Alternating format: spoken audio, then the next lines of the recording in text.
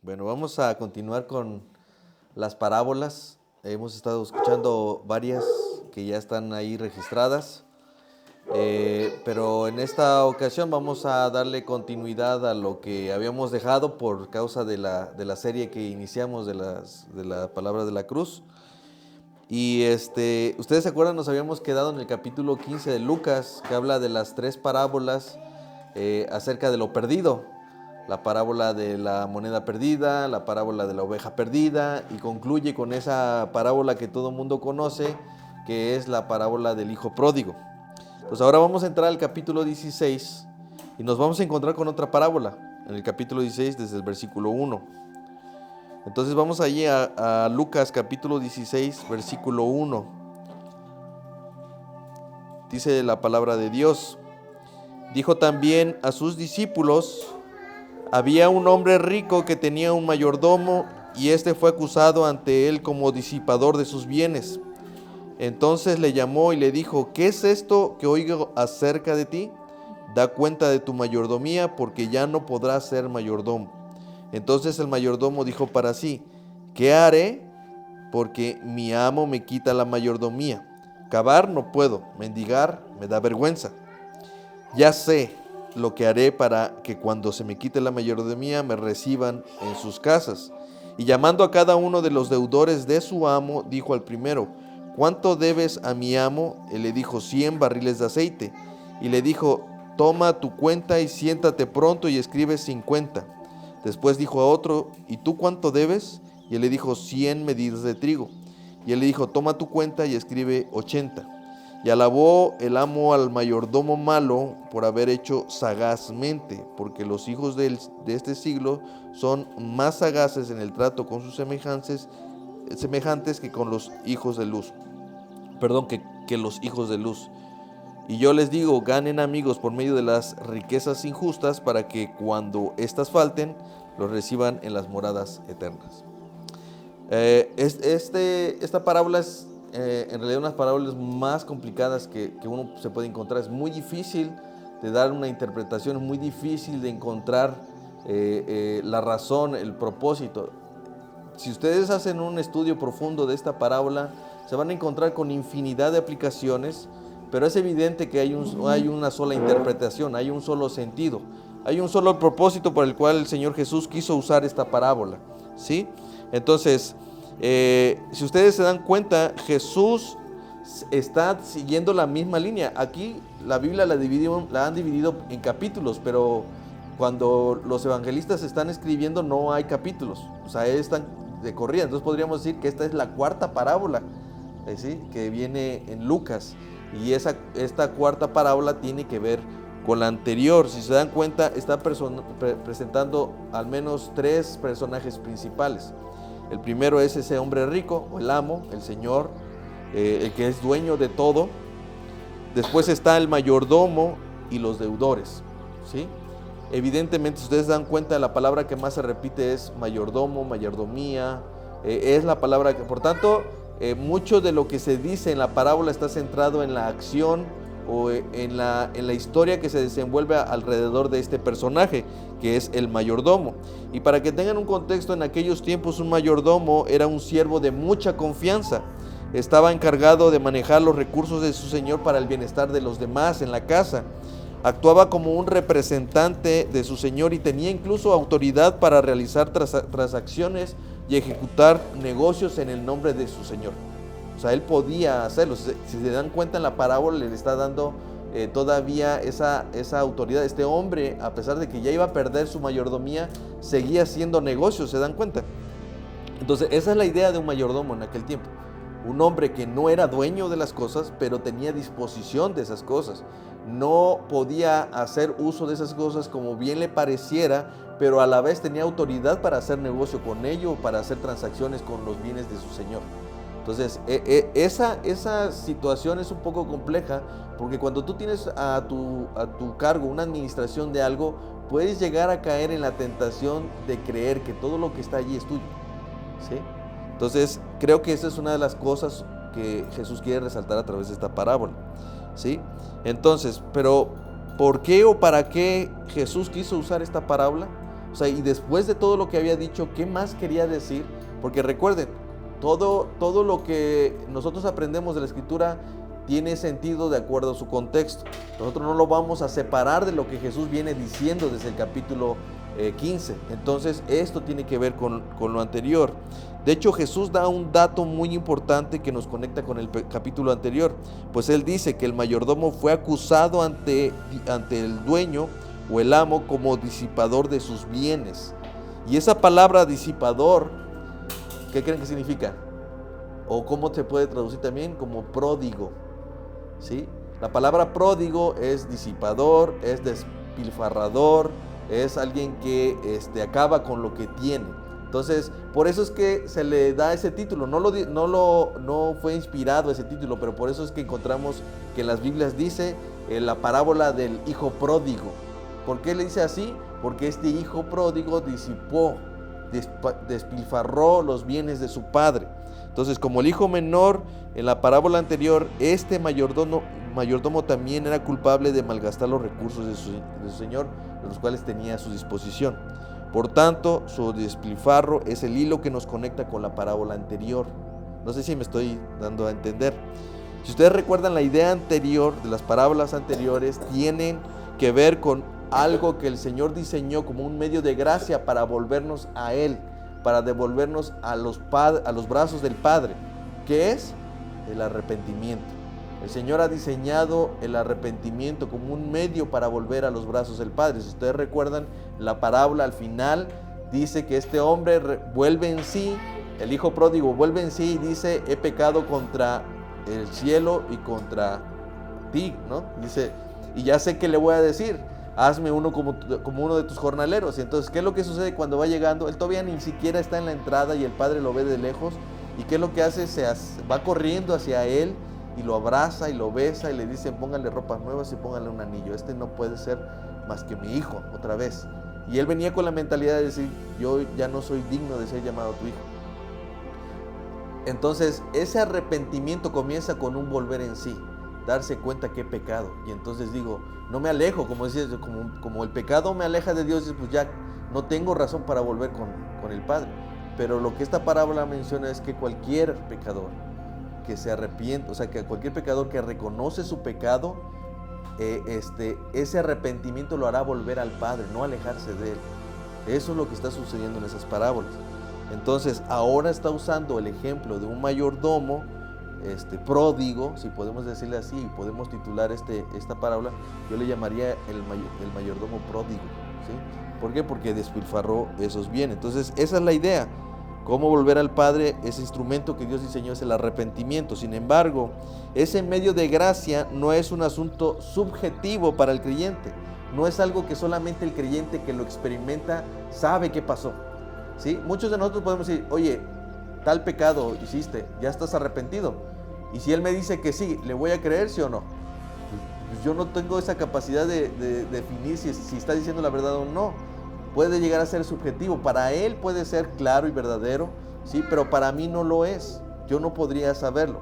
Sin embargo, yo creo que es la razón por la cual Jesús vuelve a mencionar dice esta parábola, porque ese medio de gracia, ese arrepentimiento no es subjetivo.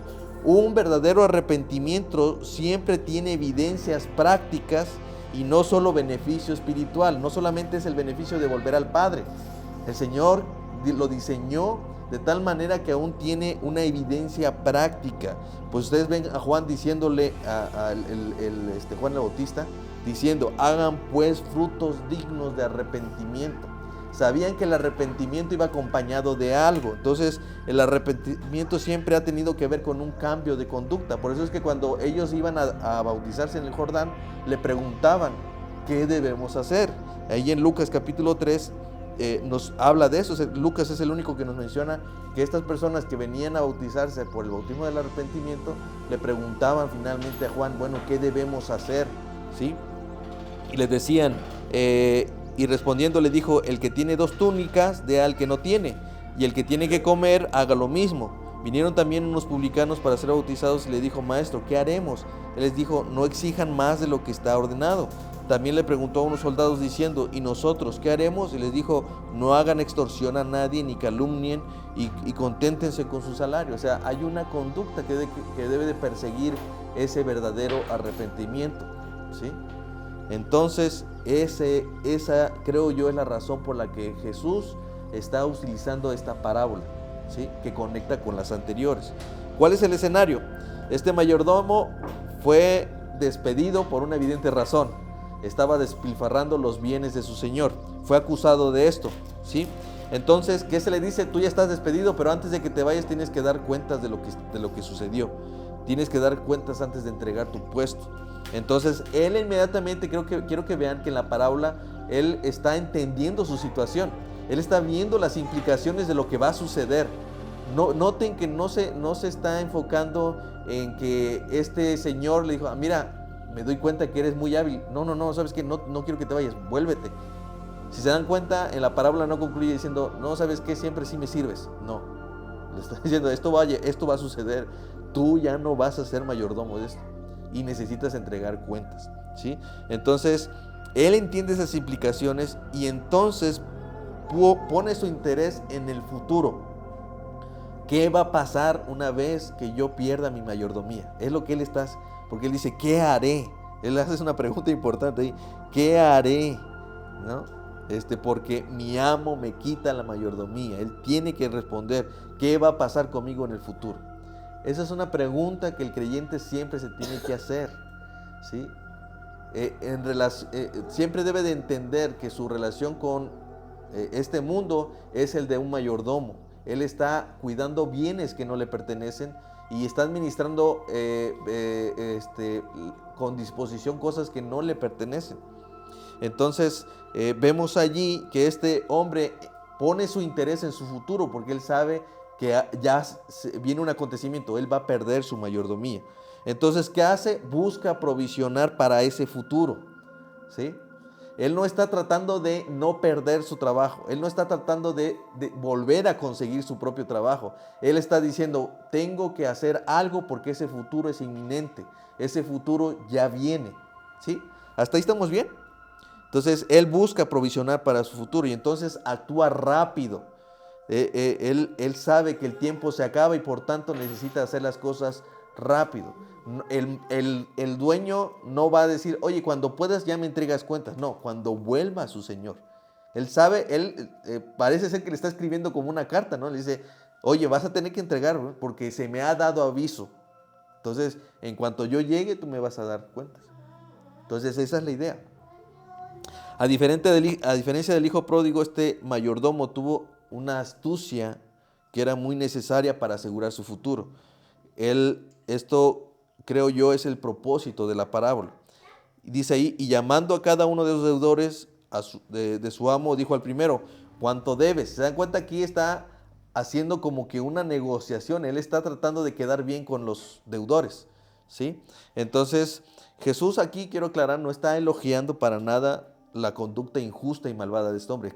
Incluso lo está definiendo. Él está diciendo siempre, no está diciendo que este mayordomo sea justo por haber hecho sagazmente. Él está diciendo, es injusto, pero miren cómo a pesar de eso actúa sagazmente y está elogiando esa cualidad, no su conducta, ¿sí? Entonces, recuerden, las parábolas no son historias reales. Esas parábolas tratan de ilustrar un punto en particular y eso es lo que él está haciendo. Entonces, debemos ver que él nunca ha dejado de llamarle malvado o injusto. Sigue diciéndole lo que es, pero no está elogiando esa conducta. Como dice John MacArthur, Cristo no elogió la deshonestidad del hombre porque en últimas lo llamó malo. Tan solo lo utilizó como una ilustración para mostrar que hasta los hijos más malvados de este mundo son lo bastante astutos para protegerse en contra del mal venidero. ¿Se dan cuenta? El sentido común del hombre de este mundo sabe que cuando viene algo, sabe qué tiene que hacer, ¿sí? Eso es lo que está elogiando, ¿sí? Lo que pasa es que el amo se queda asombrado de la sagacidad, por tanto, la intención es recalcar una actitud, una cualidad que debería de ser útil y digna de imitar por el creyente. Eso es lo que quiere resaltar el Señor. Noten, parece ser que hay contraposición allí, porque pone de un lado a los hijos de este siglo y a los hijos de luz, ¿no?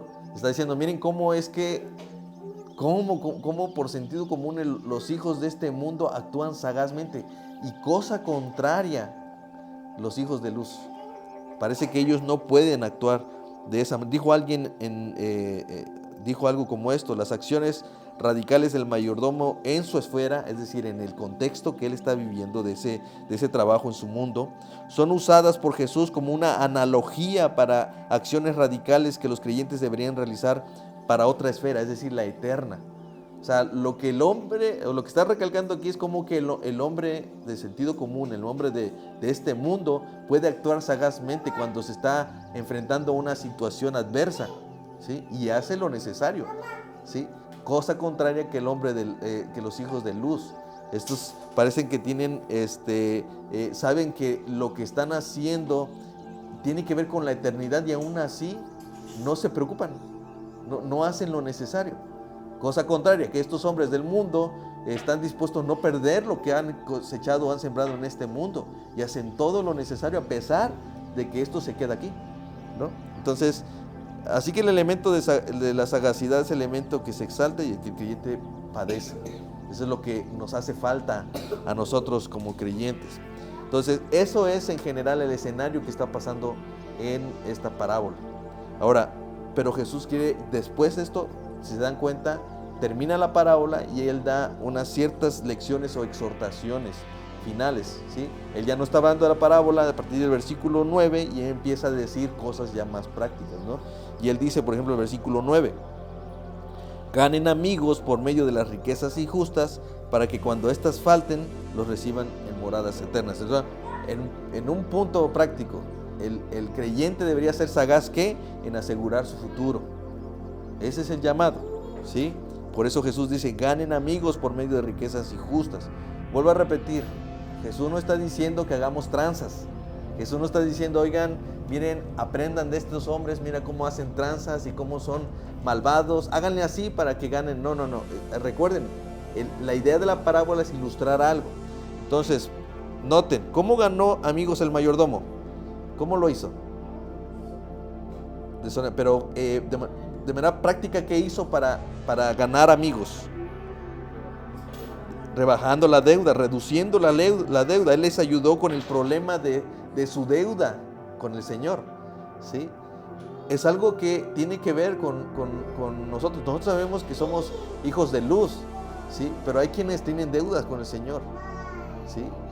El Señor, nosotros sabemos que estamos llamados para ayudar a los otros que no tienen deuda. Nosotros no vamos a pagar su deuda, pero cada vez que nosotros mostramos el Evangelio, cada vez que nosotros predicamos el Evangelio, lo que estamos diciendo, oye, te estoy ayudando con tu deuda, ¿sí? ¿Y qué es lo que estoy diciendo? Ganando, ¿qué? Moradas eternas. Entonces, ¿qué es lo que hace este hombre? Mediante la reducción de sus deudas, asegura una gratitud de los deudores con él, ya que se sentirán obligados de recibirlo en su casa, ¿sí? ¿Cuándo iba a faltar, según esto, este tiempo? Según lo que dice ahí, para que por medio de las riquezas injustas, para que cuando éstas falten, ¿cuándo iban a faltar? Para este mayordomo, ¿cuándo iban a faltar? Cuando fuera despedido, ¿no? Esto iba a ser inmediatamente después de entregar cuentas. Entonces él decía, el tiempo es apremiante. Entonces todo creyente está llamado a rendir cuentas. Esto es una realidad, ¿sí? Todo creyente está llamado para un día estar presente delante de Dios, y nosotros tenemos que entender esto. Este es un futuro seguro para todo, sea creyente o incrédulo, es seguro. Todos tenemos que rendir cuentas. Lo que pasa después puede ser incierto para el disipador de sus bienes. Es decir, si yo no actúo con sagacidad, y me refiero a este primer punto de asegurar mi futuro eterno, ¿sí? Para mí mi futuro va a ser incierto. ¿Sí me explico? Entonces, ¿por qué? Porque lo que este hombre hizo, ¿sabes qué? Yo voy a perder mi trabajo, esto es inminente, como para nosotros es inminente que en cualquier momento o vamos a morir o el Señor vuelve, ¿sí? Y vamos a ser juzgados. Después de eso, seremos juzgados para estar en la eternidad con el Señor o para estar, ¿no? Entonces, Necesitamos entender eso, necesitamos trabajar. Si sabemos que esto es inminente, ¿qué es lo que debemos hacer? Trabajar, ser audaces, diciendo, ¿sabes qué? Ya no me queda tiempo, yo necesito trabajar para el reino, porque yo lo que quiero es estar en esas moradas eternas. Porque dice ahí, ¿dónde sería recibido? Él dice, él sabía que al hacer esto iba a ser recibido en la causa de esos deudores. Él tenía bien planeado eso, sabía exactamente lo que tenía que hacer y sabía lo que iba a conseguir. Entonces, esa es la idea que nosotros debemos tener en nuestro corazón, ¿sí? En nuestro caso, ¿dónde estaríamos? ¿A dónde seremos recibidos? Si nosotros invirtiéramos nuestro tiempo, si nosotros invirtiéramos nuestras cualidades, nuestros dones, nuestras habilidades para el bien del Evangelio en las moradas eternas. De eso se trata. Entonces, Dios hace una exhortación para que seamos sagaces. ¿En qué? En saber que es inminente que vamos a rendir cuentas y por tanto deberíamos de actuar en consecuencia a ello. ¿Cómo? Sirviendo al Evangelio, propagando el Evangelio, sabiendo que el resultado de eso son las moradas eternas. No hay otra cosa más que eso. Entonces, otra cosa que el Señor nos llama a ser sagaces es en ser fieles. Seamos sagaces en ello. Miren, no sé si han visto que cuando alguien hace una empresa es tan fiel que crece tanto, que consigue expandir su empresa, su marca, vende, ¿cómo le llaman a estas franquicias? ¿No? Piensa en una franquicia como McDonald's, o piensa en una franquicia como Burger King, o no sé, todas estas franquicias que estaban en otro país y ahora están regados por todo el mundo. ¿Por qué? Porque estas personas han sido fieles en conseguir lo que ellos desean, ¿sí? Nunca han desistido en hacer esto. Entonces, es lo que el Señor dice en el versículo 10. Dice, el que es fiel en lo muy poco, también en lo más es fiel. Y el que en lo muy poco es justo, también en lo más es injusto. Y el que en lo muy poco es injusto, también en lo más es injusto. Pues si las riquezas injustas no fueron fieles, ¿quién les confiará lo verdadero? Y si en lo ajeno no fueron fieles, ¿quién les dará lo de ustedes, lo vuestro? ¿Sí? Miren, siempre hemos hecho quizás este ejemplo. Quizás algunos de ustedes lo han dicho, alguna vez lo ha hecho en su corazón. Ese ejemplo de si tuviera $1 millón, si tuviera $1 millón, ¿qué haría para el Evangelio? No, yo construiría una iglesia, haría un orfanato, Digo, yo lo estoy diciendo por mi cuenta, pero es probable que muchos de nosotros hayamos hecho ese ejercicio de esperanza, ese ejercicio de decir, bueno, ¿qué haría si yo tuviera? O Señor, ¿por qué no me das $1 millón y yo, haría esto? $1 millón, Señor, y yo haría no sé cuánta cosa. Pero ¿qué es lo que dice el texto? ¿Sí? Que tú ya tienes lo suficiente para ser fiel. O sea, no se trata de una cantidad, no se trata de hacer grandes cosas, se trata de ser fiel con lo que tienes ahora. Si tu fidelidad no se define por la cantidad, sino por la actitud, ¿sí? Esa disposición a decir, ya se me acaba el tiempo, yo necesito entrar en esas moradas eternas y lo único que me resta es ser fiel a esta verdad. ¿Sí? Porque sería absurdo que yo no me mostrara fiel sabiendo que ya viene el tiempo en el que me van a pedir cuentas y yo sigo disipando los bienes de mi Señor. ¿Cómo los sigo disipando? Construyendo para este mundo, edificando para mis propios conocimientos, para mis propios fines y no para el Evangelio. Entonces, esa es la idea. Dice, dice Lucas 12:33, vende lo que posees, da limosna, hagan bolsas que no se envejezcan, tesoro en los cielos que no se agote, donde el ladrón no llega ni polilla destruye, porque donde está tu tesoro, allí también está nuestro corazón. ¿Sí? Si buscamos el reino de Dios con el mismo vigor que los hijos de este mundo, cuando buscan e invierten sus ganancias en placeres y ganancias temporales, nosotros viviríamos en un mundo tal vez diferente, ¿no? ¿Qué pasaría si tuviéramos la mentalidad de una empresa como estas que venden franquicias? ¿Saben cuál es el producto que más se vende en el mundo? La Coca. La Coca-Cola es el producto que más ocupa el primer lugar a nivel mundial. O sea, la Coca es más ampliamente distribuida que el Evangelio. ¿sí? Han sido sagaces, han sido fieles en lo que han creído y han conseguido grandes cosas. Pero ¿saben cuál es el problema de ellos? Que aquí se va a quedar. Esto no va a trascender, esto no va a ser tesoro en el cielo, para nada. ¿Sí? Pregunta, ¿has hecho planes para tu futuro con lo que tienes a tu alcance? Y si has hecho esos planes, ese futuro, ¿es para planear lo temporal o lo que es eterno? Piensa ahora mismo, no se trata de cantidad, se trata de lo que tienes ahora a tu disposición.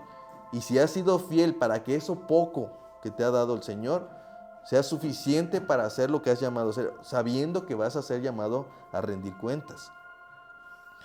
¿Qué tan sagaces hemos sido para las cosas eternas? ¿Sí? O sea, ¿qué tan despiertos, qué tan vivos hemos sido para decir, es que esto es lo importante? ¿Sí? ¿Qué estrategias estamos usando para crecer espiritualmente? Hemos determinado hacer un devocional diario, hemos determinado hacer una lectura anual, hemos determinado seguir un devocional personal, hemos determinado hacer estrategias para mejorar nuestra lectura, nuestras estrategias para mejorar nuestra comunión con los hermanos. ¿Qué estrategias estamos usando para mejorar nuestra vida espiritual? ¿Qué astucia estás aplicando contra tu propio pecado? Estás quitando, si tienes problemas con lo que ves, estás arrancándote la mano lo suficiente, o el ojo lo estás sacando, ¿sí? ¿Qué estrategias estás haciendo para evitar que peques en lo mismo que has estado pecando todo este tiempo? ¿Has sido sagaz? ¿Has sido vivo, eficaz en lo que, como lo harías en el mundo? ¿Sí? Hay muchas cosas en las que nosotros nos empeñamos a hacer, hermano.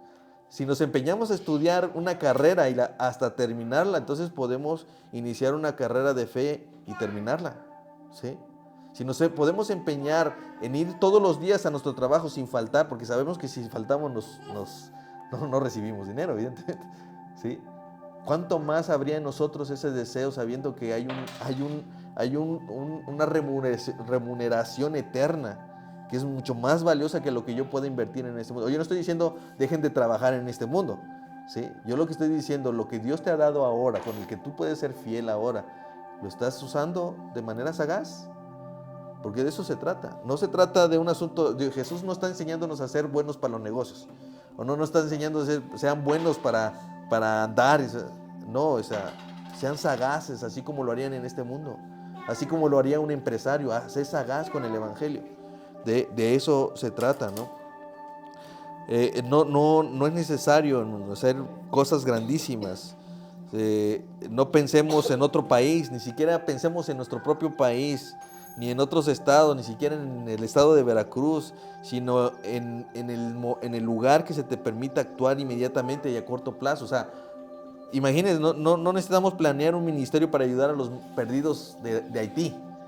No tenemos que planear o hacer una estrategia para ayudar a los que están en Somalia.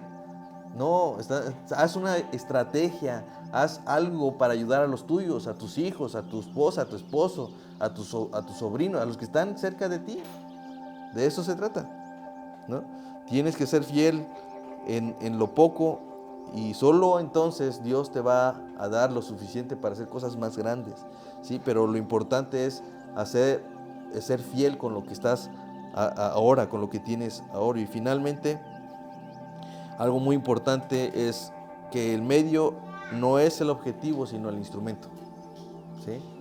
Fíjense lo que dice en versículo 13. Ningún siervo puede servir a dos señores, porque aborrecerá al uno y amará al otro, o estimará a uno y menospreciará al otro.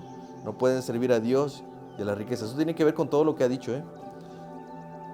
Miren, el problema es, evidentemente las riquezas injustas no solamente habla de dinero, sino de todo lo que nosotros tenemos a nuestra disposición para actuar sagazmente, ¿sí? Evidentemente el dinero es uno de los elementos más, pero ¿qué pasa cuando ese elemento, como el dinero, que es un medio para poder hacer cosas, termina siendo el propósito, termina siendo mi enfoque, termina siendo lo que yo busco? Eso, en lugar de ser una bendición, se vuelve un castigo, ¿sí? Por eso dice la Escritura, no está diciendo que esté malo el dinero, sino el amor al dinero. Entonces, por eso dice, cuando des limosna, no hagas tocar la trompeta delante de ti como hacen los hipócritas de las sinagogas y en las calles para ser alabado por los hombres. De cierto les digo que ya tienen su recompensa. Muchos de nosotros nos enfocamos tanto en el dinero y se vuelve ese nuestro Dios, que esa es nuestra única recompensa. Ya no hay más. Que me alaben por andar trayendo dinero, que me alaben por lo que yo tengo, por lo que yo soy o por lo que me ando poniendo. ¿Sí? Me he desenfocado, he usado el medio como mi Dios, cuando debía de ser un instrumento para ser fiel en lo que Dios me ha puesto. Entonces debemos ser sagaces en eso también, en no poner al instrumento como mi Dios, sino que sea eso un medio para lograr actuar de manera sagaz, para propagar el evangelio y etc. Entonces, para ello necesitamos tener muy claro qué es lo ajeno, ¿sí? Lo ajeno es lo que le pertenece a otro. En este caso, todo lo que Dios nos ha dado no nos pertenece a nosotros, es algo que le pertenece a Dios, ¿sí? Nosotros somos mayordomos temporales de todas estas cosas. Entonces simplemente Dios nos los ha dado para nuestro uso, para que seamos sagaces, para que no seamos aletargados. Miren, en cuestión de, yo me sorprendo cómo en la iglesia somos tan lentos para hacer estas cosas. Somos tan lentos, o sea, no logramos más allá.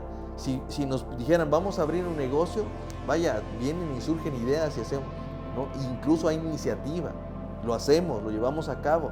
Pero cuando se trata de cosas de Dios, cosas de la iglesia, tardamos un resto. Aquellas cosas que deberíamos de ser obedientes, ¿sí? Nos tardamos un resto para tomar esa decisión. O sea, no estamos pensando si ya sería oportuno, si no, hay que pensar, hay que orarlo, ¿no? Y está bien orar, pero la idea no es que cambies la oración por actuar, ¿no? Sino que la oración te anime a actuar creyendo y confiando en Dios. Entonces, a veces tenemos ese problema, que como administradores de lo que Dios nos ha dado, nos creemos dueños de eso. Pero esta parábola nos recuerda que el Señor viene pronto, que el Señor va a pedirnos cuentas, y ese es un futuro real. La pregunta es, ¿qué vas a hacer? O una de dos, ¿sí? O sigues disipando los bienes y serás acusado de eso como un mayordomo infiel, ¿sí? O actúas sagazmente y todo lo que Dios ha puesto a disposición sirva para propiciar el evangelio y para ayudar a que otros deudores estén a cuentas con su Señor, ¿no? Entonces, la idea de esta parábola es esa, que nosotros seamos sagaces en nuestra forma de actuar como cristianos, que seamos sagaces en nuestra forma de decidir, que busquemos estrategias que nos ayuden a mejorar nuestra vida espiritual, porque seguro que si así lo hacemos con nuestra casa, ¿sí? Cuando la construimos, cuando es que quiero este detalle, cuando estamos en un trabajo y hacemos todo lo necesario para no perderlo, así seamos de sagaces para mantenernos en la vida cristiana y para servir fielmente al Señor dueño de todo, ¿no? Entonces, esa es la idea de la parábola, porque finalmente el arrepentimiento no es únicamente un sentimiento de ya estoy bien con Dios, sino que el arrepentimiento produce frutos dignos de arrepentimiento, y de eso se trata esta parábola. Entonces, no sé si hay alguna duda, alguna pregunta o...